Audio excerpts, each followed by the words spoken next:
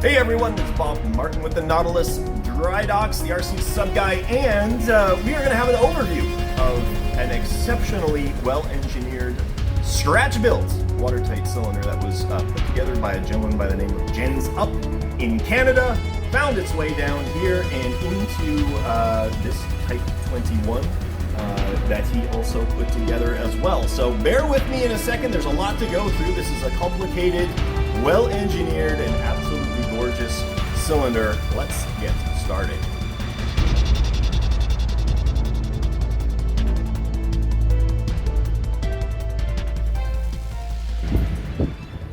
So first off, this is going to be controlled by a 2.4 gigahertz radio system that has 9 channels available and 8-channel receiver. That is mounted inside the cylinder right here. You can see that R9DS cylinder or receiver, and all of the channels are currently taken up because there's a lot of things to control in this particular boat. So let's take a look at them one at a time, sort of channel by channel. We are going to start with the left stick, vertical. That's channel 3, and it is the electronic speed controller. So you can see forward and reverse there. Nice and smooth operation. Channel 4 is not connected to anything. I believe there's actually power going into the unit from the battery eliminator circuit into channel 4. We've got our rudder. And what I want to show you there is how Jens engineered this. You can see on the top there's a sprocket and a pinion. So this is a rack and pinion setup for pure linear actuation of the rudders.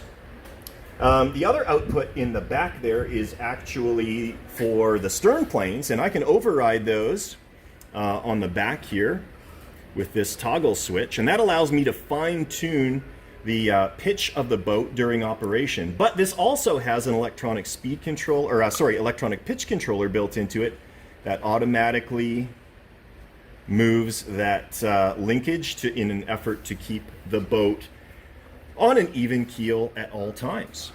For bow planes, this is actually a really neat unit. You can see in the front there a little micro geared motor, and it's currently in the retracted position, which is locked out my bow planes. I can't move my bow planes on channel 2. But if I go ahead and if you watch there, you can see it's spinning this shaft, which is going to rotate a gear in the front and extend the bow plane. So they're in extended position right now. And now that I've done that, I can move my bow planes. Everything is working well. So that's what we've got for sort of the main core control of the boat. But now we've got ballast control as well. And the way that this is set up, you've got forward and aft piston tanks. And they're set up on separate channels via an Engel TAE control module. And I can control them individually. So we'll go on the back there, and I can dive the boat there. Right now the front one is stationary. Back one should go to about half and stop.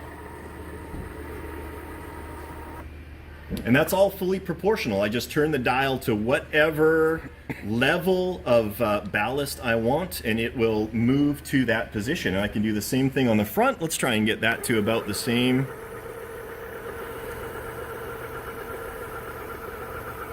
And the way that works is there's a magnet on there and a sensor, and it basically counts the revolutions, knowing exactly what position it would end up at. So in this particular case, we would probably be at something that would be just high of decks awash in the boat, and in theory perfectly level. But if it's not, I could simply add a little bit more ballast to the front or the back and bring it into a state of perfect trim if I so desire. So I'm going to get them both extended, bring the boat back up to the surface, and it's as easy as that. You can also configure the dive system in such a manner that they can both be controlled by a single channel, but this is just a little bit more control for the boat. Each one of these big beefy brushed motors run off of independent electronic speed controllers. You can see them stacked up in there, and the two main drive motors running off of these flex shafts in there. The way that you get into this cylinder is actually quite unique. It's the same sort of sealing system that OTW uses. You unscrew these acorn nuts, the end cap comes off, and this forward electronics tray comes with it. And if you take a close look, you can see these electronic connectors. There's one on this side, there's one on the other side. As you slip this forward, it meets up with the pins. The connections are made. As you pull the tray back, those connections are taken apart, and that allows you to remove the front tray and then remove the back tray, and all you're left with is this central piece of acrylic tubing and your entire cylinder all opened up and ready to access all of the various components. All right, just a little bit more in depth now that I've removed the acrylic cylinder, so you can see the components a little bit better. So we've got a standalone 4 amp battery eliminator circuit right there. And we've got an electronic speed controller that powers that bow retract area in there. And here's that pitch controller, the AD2 pitch controller, mounted to the tray, detects neutral, and it's fully programmable. It can be mounted along the central axis, the longitudinal axis, or the horizontal axis, or a vertical axis for that matter, and that's all programmable. This is a power regulator, and this steps down the main battery voltage from 16 volts down to 12 volts. And there's that dive control board.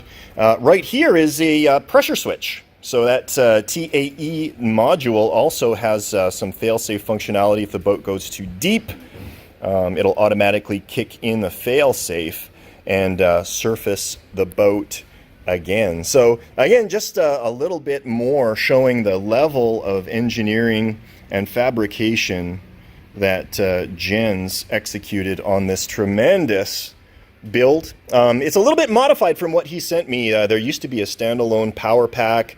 I cleaned it up a little bit, so it's got no need for a separate battery pack to power the forward compartment. Just a little bit more simple than it was before, but certainly absolutely gorgeous and well engineered. So that is the core operation of this Type 21. We're in the midst of finalizing things right now. Hope to get this wet in the coming weeks. So stay tuned for that. I hope you enjoyed this overview of this exceptionally well-machined, well-engineered, and well-executed watertight cylinder for this 1/48 scale German Type 21. This is Bob Martin, the RC Sub Guy with the Nautilus Drydocks.com. Thanks for joining me. Catch you next time.